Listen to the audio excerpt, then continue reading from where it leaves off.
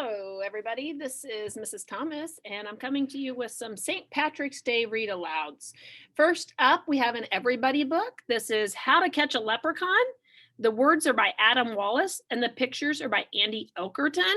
And you'll see here that this book has not won an award, but it has a circle on here, and it tells us that this is a New York Times bestseller. So this book is a book that has sold a lot of copies and is really, really popular. I'll try to focus that for you guys a little better. The cool thing about this book is this is actually raised. I wish you could feel this title. It actually stands up off the page a little bit so you can kind of feel it, kind of like a touch and feel. This is a birthday book. And this is an everybody book. So remember, this is a fiction book. It is a made-up story from the author's brain. The night is dark. The streets are quiet. St. Patrick's Day is near. I tap my hammer so you'll know the leprechaun is here. Oh, pull out all your laces. Put glitter in your hair. And when you walk around, you'll see my gold coins everywhere. You'll never catch me in your trap, but yes, I'll make a scene. I'll turn the whole place upside down. Your toilet will be green. And I love the little shamrocks that are left behind and the green paint. You'll see here he's leaving little shamrocks behind. Look at the little green handprints. Oh, and I spy a shamrock coin. House number 1, I'm going in. Really? That's your trap? I'm in and out without a doubt. That was one snap. And now I think it's getting worse. A shoebox on a stick? I'll dance a jig and still escape. We leprechauns are quick. Look at him. He's over here peeking in. He's seeing what the trap is at that house. Another house. I fixed your shoes. They were really quite smelly. I'll eat the nuts you left as bait and leave with a full belly. Now you're talking. Look at this. It's dandelion tea. But I'm too speedy for your trap. This tea is mine for free. I know you want my pot of gold. That iron cage was clever. But I've been alive 200 years. You won't catch me, ever. The boy got stuck in his own trap. Ha, ha, ha. Ha, ha, ha. Now you're getting fancy. But I'll escape with twinkle toes. It's a fancy, pantsy, dancy. It seems to me an engineer has helped with this design. Too bad this little leprechaun is going to be just fine. Man, he is sneaky. He is in and out of everywhere. Your entire house is one big trap from the ceiling to the floor. Nice try indeed, but soon enough, I'll stroll right out the door. And you'll see the sign, totally safe place for leprechauns. He didn't fall for it. The leprechaun be gone 3,000. Gave me quite a scare, but without a 4-leaf clover, I won't be caught in there. There he goes. You'll never catch this leprechaun. Impossible, that's a fact. Unless one day a brilliant child designs the perfect trap. But who will that child be? Those kids are working hard. Better luck next year. Ooh, so maybe it'll be you. Maybe you will design the perfect trap that will catch you a leprechaun. Okay, also for St. Patrick's Day, we have a nonfiction book. This is St. Patrick's Day by Gail Gibbons. And remember, if we have a nonfiction book, that it's going to be filled with facts and information. This one on the spine, we even have on all three of these books, little stickers for St. Patrick's Day so that you can see from the shelf that it's going to be a St. Patrick's Day book. Now, this should give us lots of facts and information about the holiday. St. Patrick's Day is celebrated each year on March 17th. This holiday is celebrated by the Irish and other people in many parts of the world. They honor St. Patrick's, the patron saint of Ireland. St. Patrick lived many years ago. He was born in Britain around the year 380, and he was raised in a Christian family. His parents did not name him Patrick. Some believe that his name was Maywin. While still a boy, he was kidnapped and brought to Ireland, where he was made a slave. His captors forced him to herd sheep. He prayed that God would help him. 6 years later, he escaped. And finally, after arriving back in Britain, he lived quietly, thought, and prayed. He realized what he wanted to do. He had dreams of returning to Ireland to teach the people about God.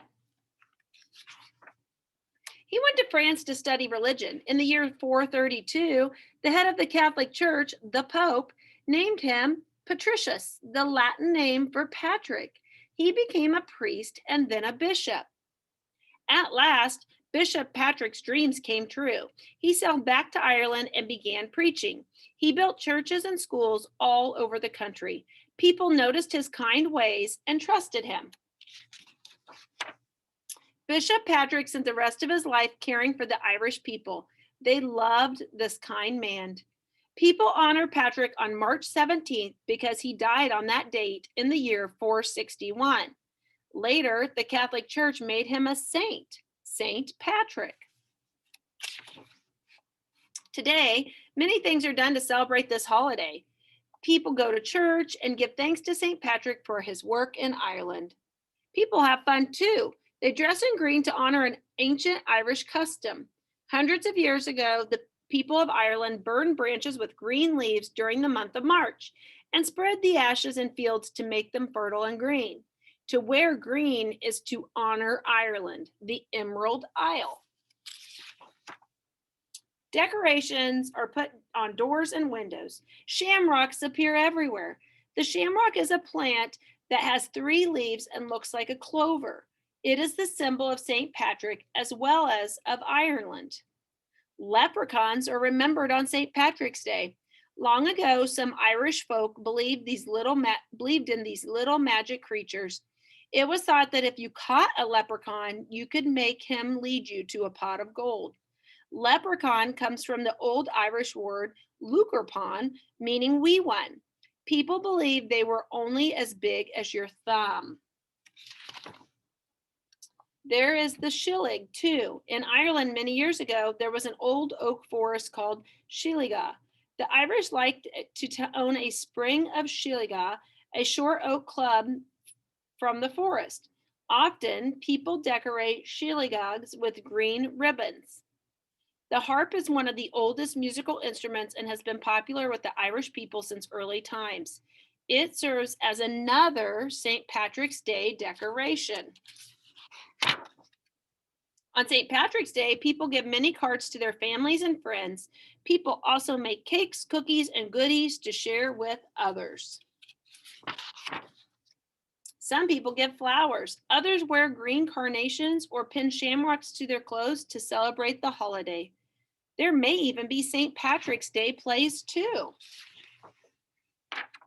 Some families and friends have quiet times together in remembrance of St. Patrick. Often there are meals to share. St. Patrick's Day parties are given too. It's fun to sing Irish songs, dance Irish gigs, and play games. In many places, there are St. Patrick's Day parades. Flags flutter in the wind. Pipers and fiddlers play Irish tunes.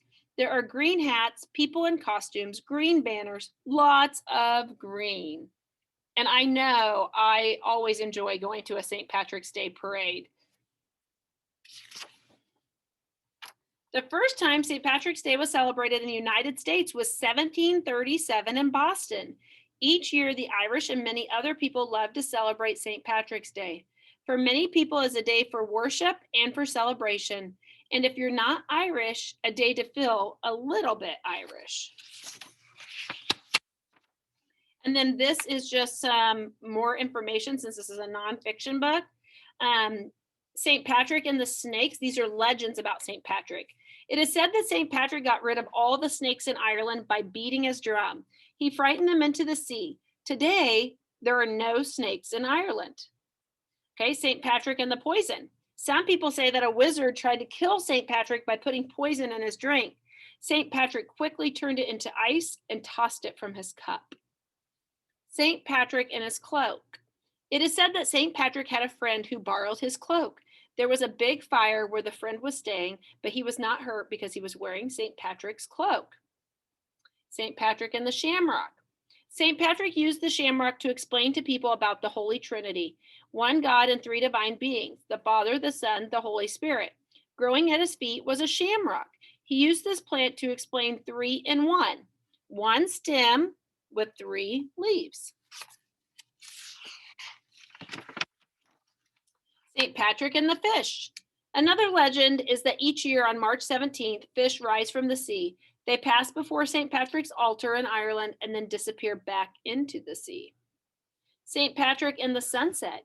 It is said that the sun didn't set when St. Patrick died and that it shone in the sky for 12 days and nights. So those are just some legends that, you know, when it's a legend, nobody really knows if it's true or not. Some people believe it. Okay, our final read aloud today is St. Patrick's Day. And this is by Anne Rockwell, pictures by Lizzie Rockwell. And you guys, some of you, I read the President's Day book to you, and it was also by the same author and same illustrator, and it was called President's Day. You guys can also get into the library, your library account, and you can place holds on these books or any other books. You can even search St. Patrick's Day or search your favorite holiday and see if we have some books. This also is a birthday book.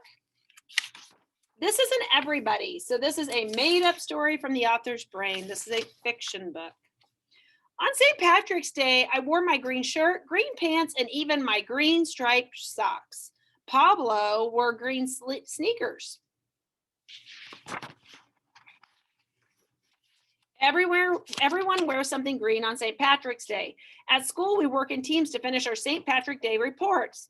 Charlie, Jessica, and me, Nicholas and Sarah, Pablo, Kate, and Sam, and Miko and Evelyn. Mr. Cisco helped Charlie and Jessica and me find out about St. Patrick. He helped us type the story we told. This is the story we printed out. St. Patrick by Evan, Charlie, and Jessica. One bad day, people took St. Patrick from England across the sea to be a slave in Ireland. Patrick was a shepherd. He didn't fight with anyone, but he missed his mother and father, so he escaped. But before long, he went back to Ireland to teach people to be kind to each other. What a great message. Nicholas and Sarah wrote a play. Nicholas said, "I am St. Patrick. Do you know why there are no snakes in Ireland?" "No," everyone replied. "I drove them away," said Nicholas. Boom, boom, clang, clang, hiss, hiss. Sarah was the big green snake slithering across the floor. Nicholas rang his bell and beat his drum. "Hiss, hiss, I'm scared," said Sarah. "I'm going to run away. Follow me, snakes." Said Nicholas. "All the snakes are racing to the sea. Now you know why there are no snakes in Ireland. My bell and drum scared them away. Clang, clang, boom, boom." Pablo, Kate, and Sam love music. Mr. Kelly, the music teacher, taught Pablo and Sam how to dance a jig. Kate fiddled fast while Sam and Pablo danced. They wore green top hats. They looked like the leprechauns that make mischief on St. Patrick's Day.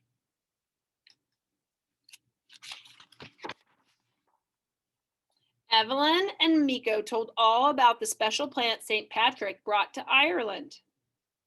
Can you guess what the plant is? They explained how he planted shamrocks. Shamrocks are tiny, bright green plants with 3 round leaves.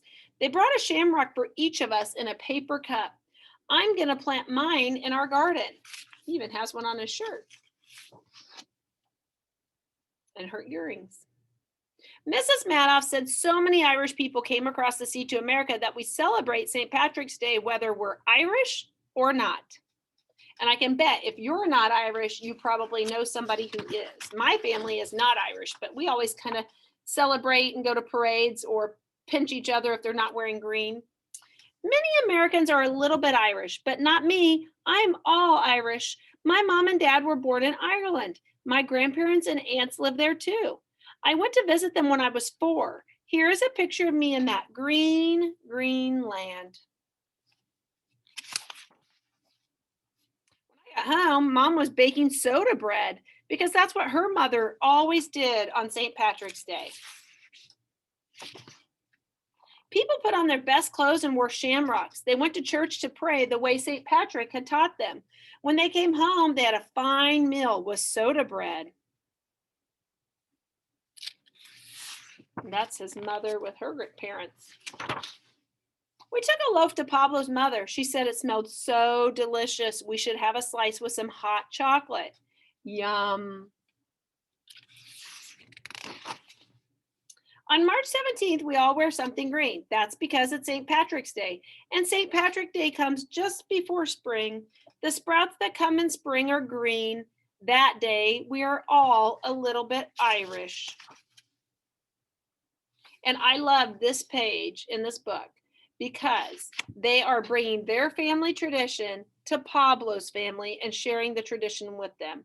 Another thing on this page that I love that touches my heart is all the new leaves coming up and the new pretty flowers and the birds. You kind of see one that's dead, but it's spring. And St. Patrick's Day always reminds me that spring is just around the corner and we're going to start having nice days and good weather and we can be outside and celebrate spring, not just St. Patrick's Day. All right, I hope you guys enjoyed our 3 read alouds today.